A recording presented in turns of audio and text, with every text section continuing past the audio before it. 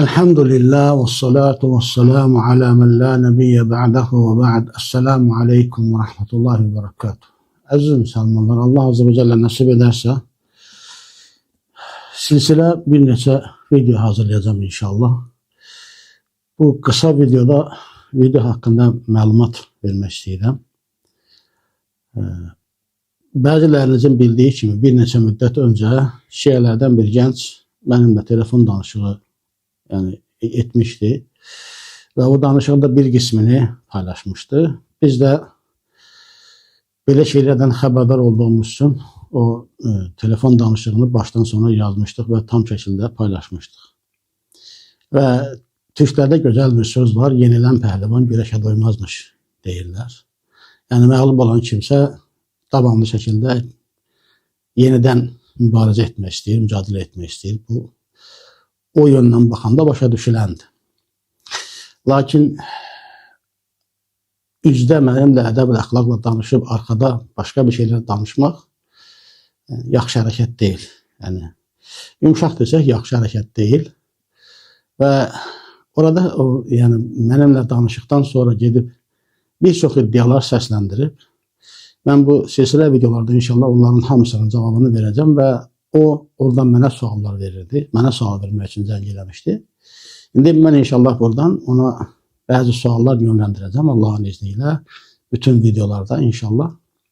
Və həmin adamdan cavab tələb edəcəm ki, mənim bu suallarıma cavab versin.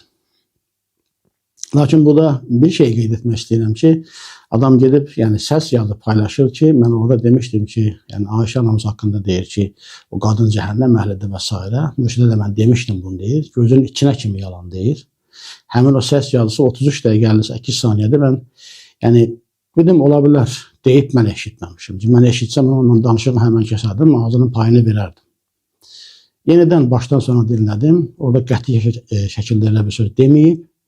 Bu söz qətiyyət şəkildə yalandı, yalandan deyir. Onu bildirmək istəyirəm və bu söhbətlərimizdə inşallah orada bilirsiniz, 2 hədis soruşmuşdu məndən. Ammar ibn Yasir radiyallahu anh'ın hədisi barəsində, bir də onların dediyim mənzilə hədisi barəsində. Bunların inşallah üzərine danışacağım. Zaten Ammar hədisi üzərində uzun danışmışım bundan öncə.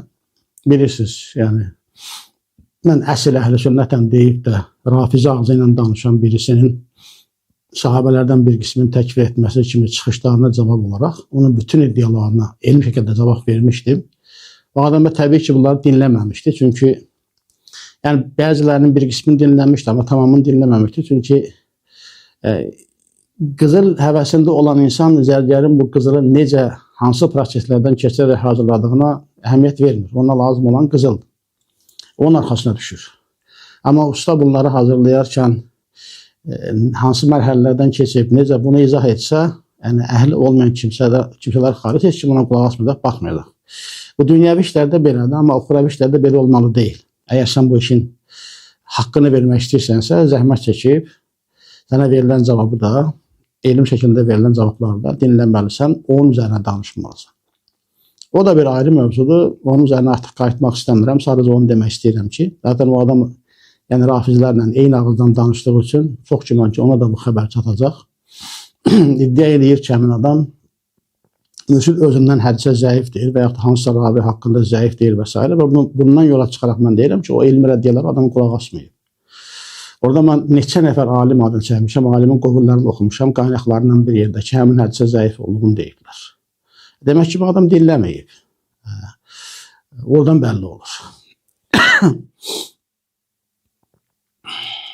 Burada dediyim kimi, Ammar hadisidir, mənzil hadisidir. İnşallah onların üzərində danışacağıq. Və bunların üzərində də bir çox mövzular buradan çıxır ki, onun üzərində danışacağıq. Mənim sizdən inşallah təvəkküm, təmənnam odur ki, dinləyəsiniz, dəstək olasınız. Bu bizim hamımızı bağlayan bir məsələdir. Çünki bayaq da qeyd etdiyim kimi, bu insan Ayşə anamız haqqında da bu şeyləri zikr edir. Bilirsiniz, rafizlərin ən bariz əlamətlərindən biri də möminlərin anaların təkfir etmələri və bir çoxunda onları haşa və kəllə söymələridir. Və bu kimi şeylərdə bir-birimizə biz dəstək olmalıyıq. Bu şeylərin yayılmasının qarşısını almaq üçün də edilən çalışmalara hər şəkildə yardım etməliyik. Bu qəbildən sizlərlə bunu paylaşmaq istədim. İnşallah Rəbbim nəsib edərsə, bir neçə videoda bütün məsələlərə aydınlıq gətirəcəm. Və axiru davana elhamdülillahi rabbil aləmin.